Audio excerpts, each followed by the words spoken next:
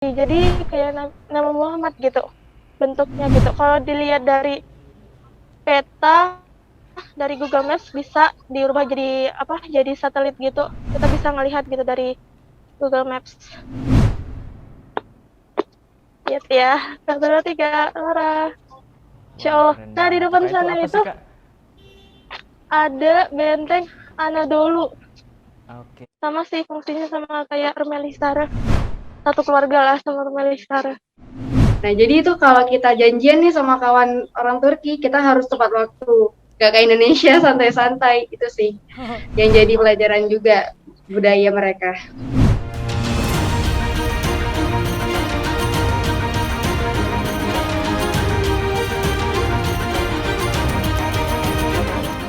Assalamualaikum warahmatullahi wabarakatuh. Apa kabar teman-teman jelajah aku? Nah, teman-teman, gimana nih kabarnya?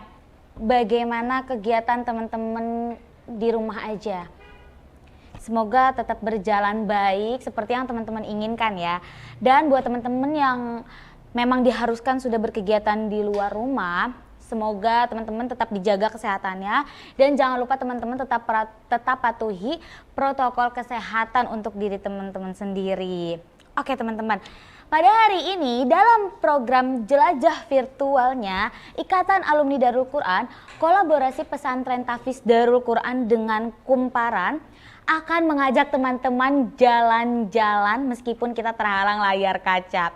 Jadi program ini tuh bisa menjadi list tontonan teman-teman karena kita nggak cuma satu episode ini, bakal banyak banget episodenya, pilihan negara yang akan kita kunjungi juga tentunya.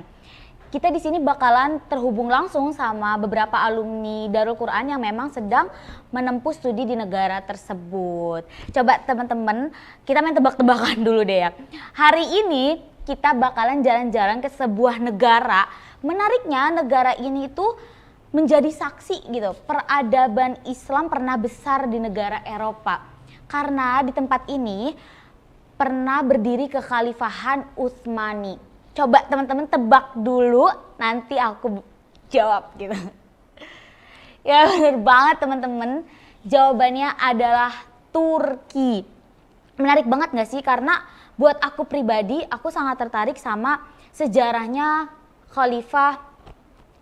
kekhalifahan Utsmani gitu ya, dimana di sana ada ceritanya Al-Fatih gitu yang sudah banyak juga menginspirasi banyak orang. Oke teman-teman, langsung aja kita sambut nih alumni kita.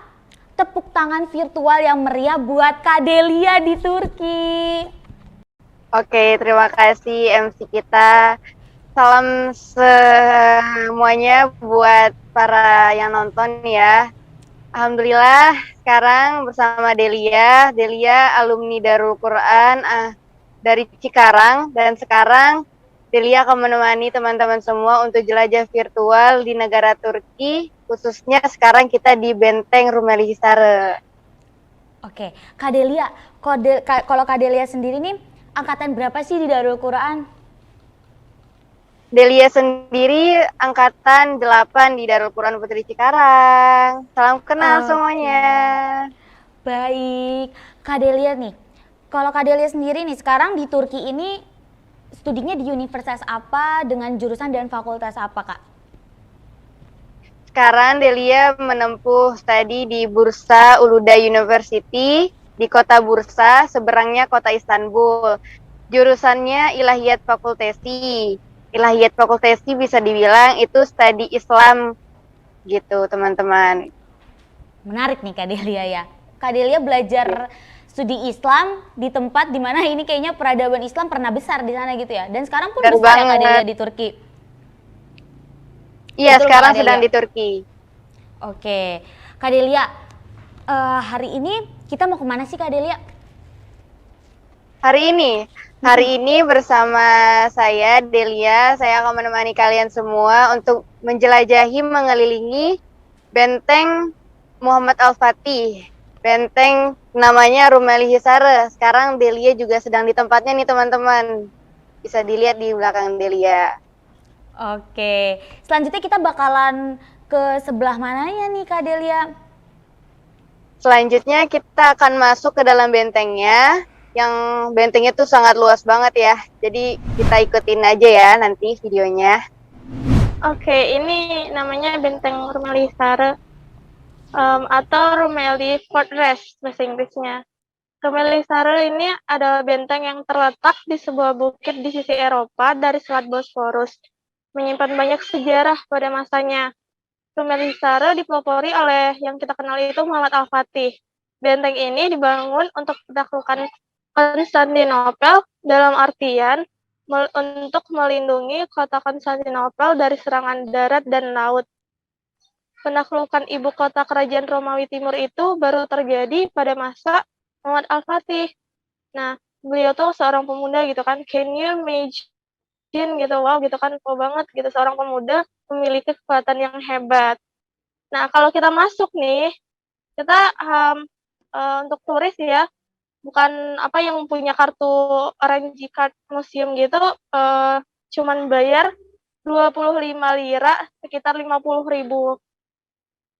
Dan kalau hari Minggu itu pasti tutup. Dan kalau pandemi, hari Yasyak, hari Sabtu dan Minggu itu juga udah pasti tutup gitu. Oke, kita masuk ya sekarang. Nah, BTW, benteng ini dibangun sekitar abad keempat dan kelima. Benteng ini dibangun sekitar 30.000 meter persegi, guys. Tinggi benteng ini 82 meter. Dibangun oleh 5.000 orang pekerja. Terus pembangunan ini nih dibangun pada tahun 1451 dan 1452. Dan itu tuh dibangun dalam waktu hanya 4 bulan. Bayangin gimana ekstranya pekerjaannya gitu. Oke, sekarang kita akan masuk ke dalamnya nih. Ini bagian dalamnya nih. Tahu nggak bentuk bentengnya ini nih? Itu seperti nama Nabi Muhammad. Bentar ya, di situ tuh ada sejarahnya. Oh, nggak di situ. Nggak ada lagi, guys. Waktu itu tuh di sini dia ada. Jadi ada kayak gambar gitu. Bagian sana itu tuh M gitu kan, bagian mana gitu, bagian sini itu H, bagian sana itu M lagi. Jadi kayak nama Muhammad gitu bentuknya gitu. Kalau dilihat dari peta dari Google Maps bisa dirubah jadi apa? Jadi satelit gitu. Kita bisa ngelihat gitu dari Google Maps. Oh, oke. Tau nggak sejarah ini benteng? Yang ini apa ya? Tower yang ini nih. Nah, ada 3 tower besar di sini tuh. 1 menara kecil dan 13 menara yang lebih kecil lagi. Terus menara yang di depan ini nih namanya Halil Pasha. Halil Pasha Kulesi atau Halil Pasha Tower. Nah, bagian sana itu nggak kelihatan ya. Bagian sana, aduh, gimana ya? Mana nanti kita ke atas coba ya. Bagian sana itu tuh namanya Saruja Pasha ya, Saruja Pasha.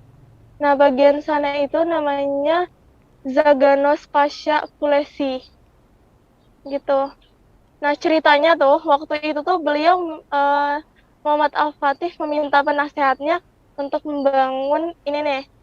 Terus dibilang ke penasehatnya, kamu tanggung jawab di sini ya, di sini, di sini, di sini. Nah, terus dia udah ngasih plan butuhnya cepat gitu. Kalau siapa yang cepat bakal dapat hadiah, dan kalau lambat mereka akan menanggung kesalahannya. Kemudian mereka cepat gitu kan buat bagian-bagiannya masing-masing gitu. Nah, makanya bisa selesai dalam waktu 4 bulan benteng ini. Gimana ekstranya pekerja bawa batu ke atas gitu, naik bolak-balik gitu kan. Masya Allah banget gitu untuk membangun benteng ini nih. Oke, kita sekarang ke atas deh. Oh ya, ini Mariamnya. Tampak Mariamnya. Nah, di atas sana nanti bakal kelihatan pemandangan yang Masya Allah banget. Cantik banget dah pokoknya. Lihat ya. 1, 2, 3, Laura. Masya Allah. Keren Nah, di banget. depan Kak, itu sana apa itu sih, Kak? ada benteng Anadolu. Oke. Sama sih fungsinya sama kayak Rumeli Sare. Satu keluarga lah sama Rumeli Sare. Itu, Kak ya. Capek banget ya ke atas. Gimana coba orang dulu ke atas sampai ke atas sana. Sana juga Iya, ada. nanti boleh kita ke sana. Ini namanya jembatan Bosporus. Nah, jadi sekarang itu berada di benua Eropa. Terus di sana itu ke sana itu benua Asia. Deket banget sih. Kita Jadi naiknya. Kalau di sana orang biasanya ngelewatin untuk kayak apa ya? Kayak turis-turis doang. Kalau kayak otobus kayak gitu, mereka lewatnya yang bagian sana. Mungkin nggak kelihatan sih. Nah, di situ. Itu Di sini jembatannya cuma itu. kayak orang turis-turis doang sih biasanya. Mobil-mobil. Nah, ini nih lautnya. Waktu itu tuh kayak segitiga gitu bentuknya. Oke. Yang Kenapa ditutupin sama Yahudi yang waktu itu yang biar pasukan Muhammad Al-Fatih nggak bisa masuk, ada itu apa ya namanya, rantai besar nggak bisa masuk. Nah, jadi mereka ngelewatin itu tuh naik ke Bukit Galata. Kelihatan nggak ya Bukit Galatanya? Kalau kelihatan BTW. Nah, ke situ. Jadi, nah ada ini yang panjang gitu apa ya, tembok panjang menutupi semua bagian kawasan orang Yahudi itu tuh. Nah, itu tuh nggak bisa asal sembarangan meriam yang tombak gitu. Nah, sekarang ini jadi tempat museum doang sih. Biasanya kalau nggak pandemi pasti banyak nih, pasti rame orang-orang. Oke. Museum Oke. sejak berapa ya? Sejak 1960 apa lupa aku. Pokoknya udah dijadiin museum aja sejak lama. Di bawah situ tuh ada kayak terowongan kayak goa, tapi nggak goa sih, cuman kayak itu sedikit. Itu tuh buat wudhu. Oke. Ada kayak keran air. Nah, itu di sana. Sholatnya di mana, Kak? Keran air gitu. Ini nih sholatnya kayaknya kalau misalnya ini buka di sini sholatnya. Oke. Dan di Berarti sana tuh juga ada kayak di bagian sana nanti ada kayak rumah gitu. Nah, rumah itu tuh kayak office-nya orang kerja di sini gitu. oke deh. Mungkin karena pandemi jadi setiap harinya mungkin sama aja kayak gini. Waktu itu juga aku pernah ke sini pas pandemi juga 2 kali kayak gini juga sih, sedikit-sedikit gini. Nah, kalau misalnya nggak pandemi kita bisa naik ke sana ke atas, terus ada kayak pintu gitu, kita bisa naik ke atas sana, ke sana, ke sana.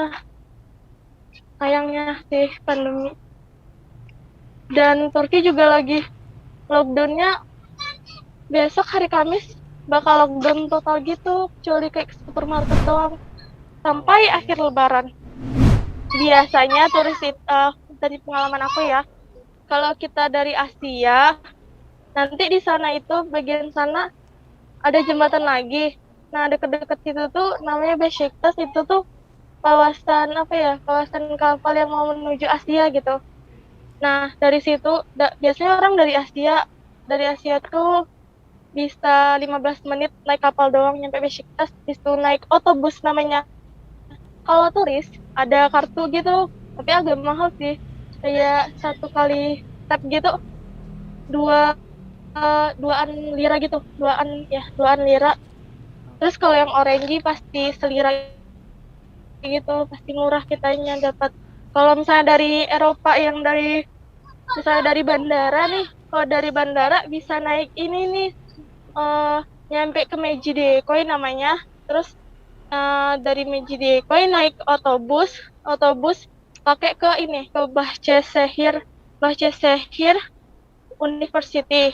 Habis itu baru lanjut 25E. Itu tuh ke daerah sini, ke apa ya namanya ini? Aslan. Oke. Nah, dekat bawah-bawah biasanya itu ramai banget orang mancing.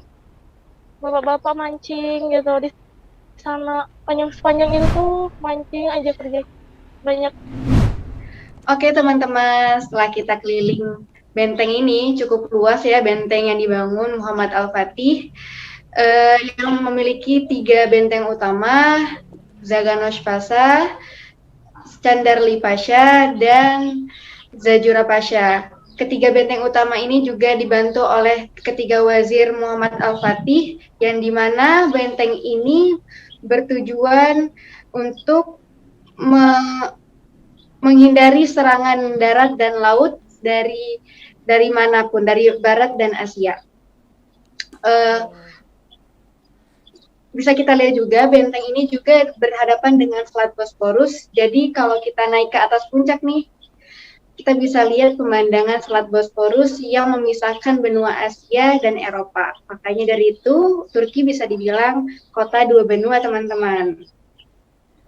Oke Kak Adel, seru banget ya teman-teman jelajah. Tadi kita udah diajak jalan-jalan keliling benteng, apa Kak Adel tadi namanya?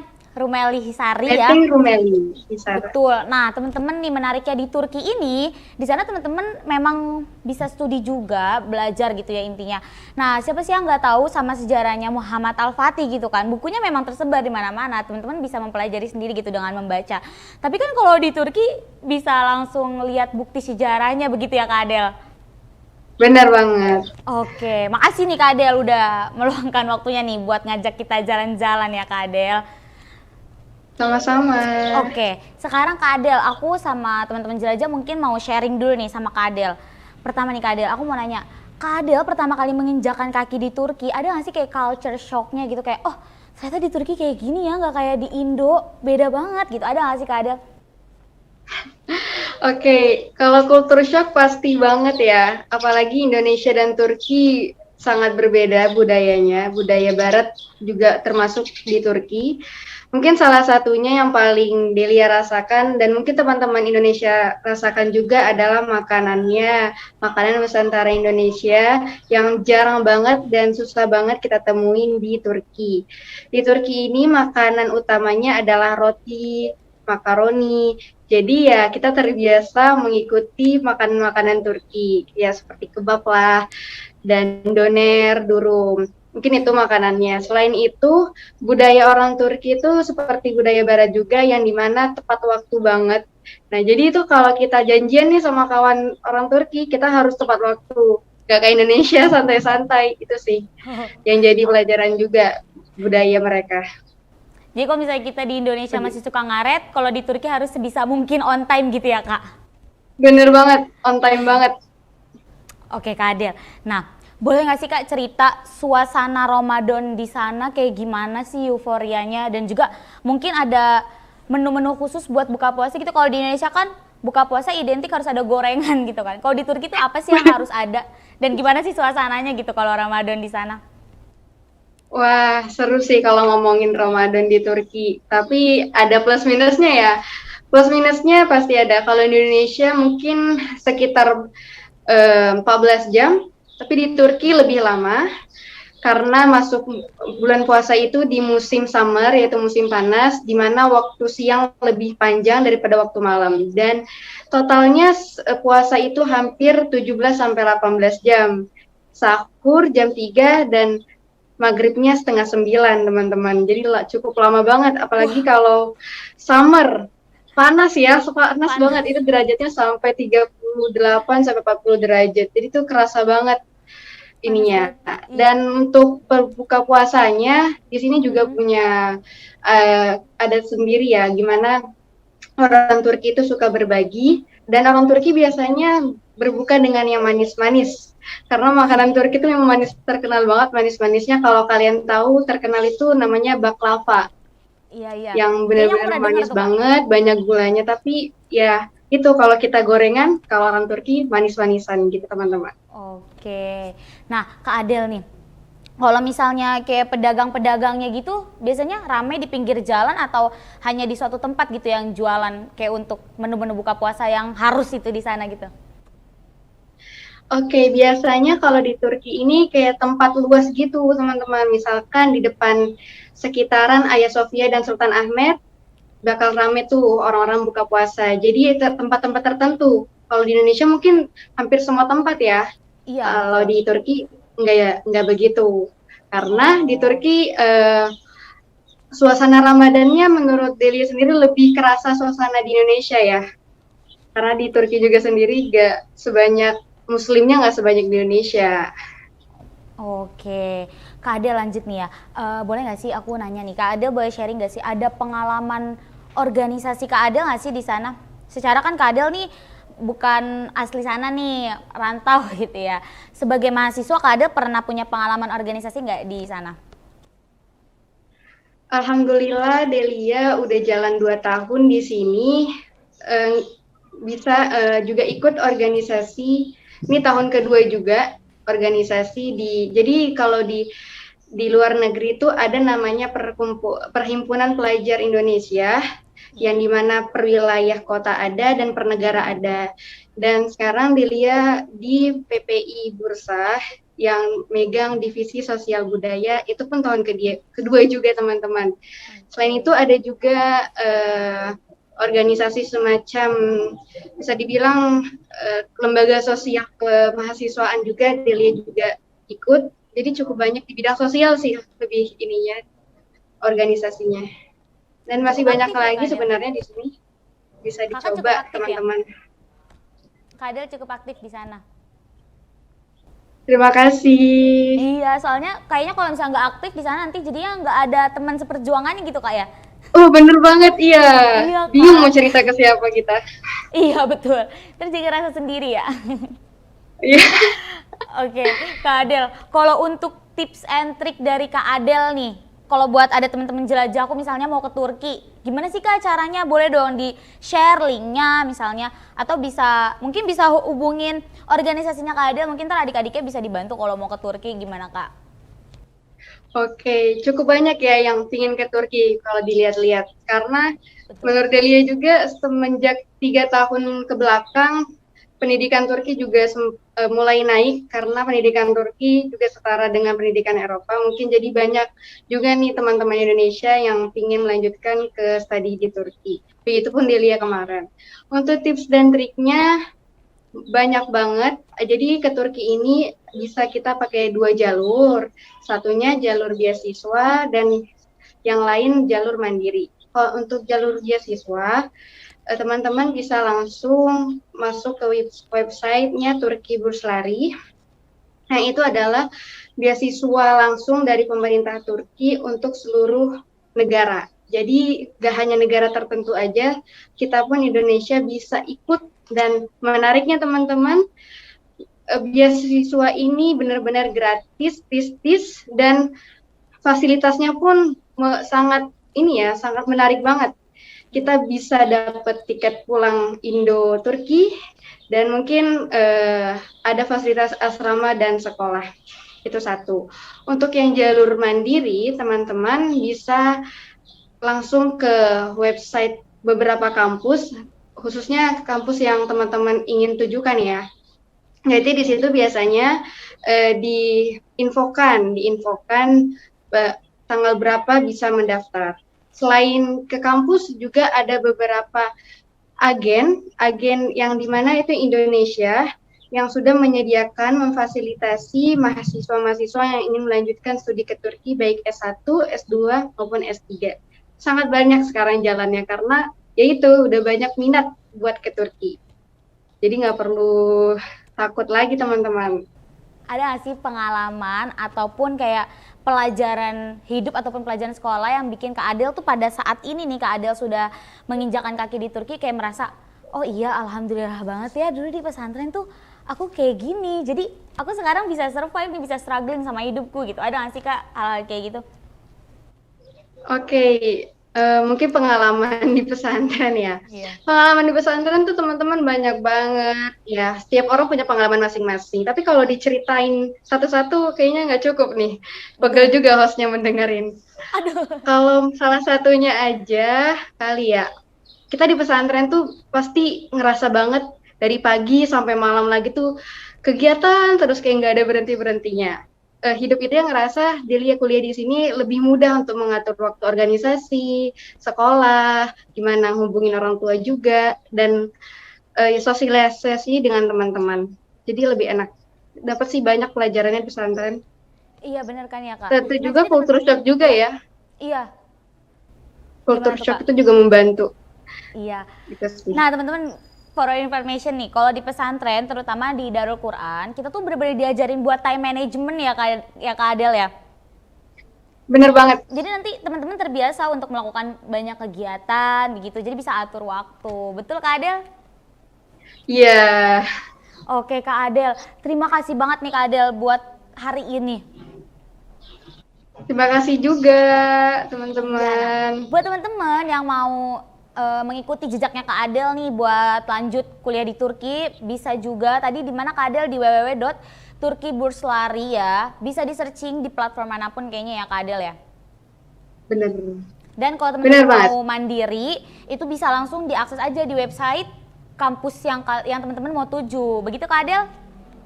Yaps, betul sekali. Masih ditunggu nih teman-teman.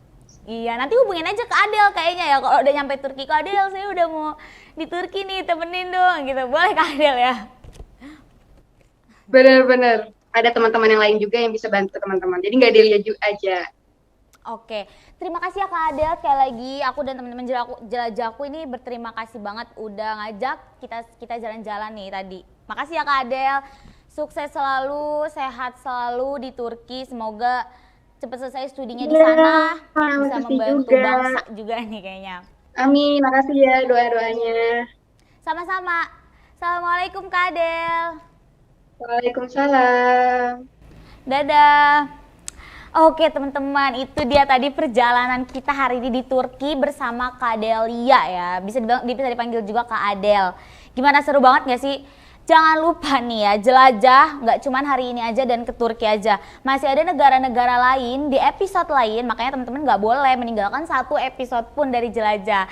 Jangan lupa taruh jelajah virtual ini di list tontonan teman-teman semua buat menemani Ramadannya teman-teman. Oke, terima kasih teman-teman udah ngikuti episode hari ini. Saya Liza, aku mau pulang dulu. Dadah, assalamualaikum warahmatullahi wabarakatuh. Sama saya Aisyah Soleh. Sama saya Mita Aziza. Nama saya Muhammad Fatur Rozi. Sama saya Delia Rizky Atifah. Bersama saya Dedi Anu Maharani. Fitrah Alif, alumni pesantren Tahfidz Darul Quran. Saya Tiffany Aulia, alumni Darul Quran. Akan mengajak teman-teman semua menjelajahi bangunan bersejarah di Mesir, yaitu Benteng Salahuddin Al-Ayyub. Kaya akan peradaban, sejarah, dan keindahannya. Dalam acara jelajah virtual.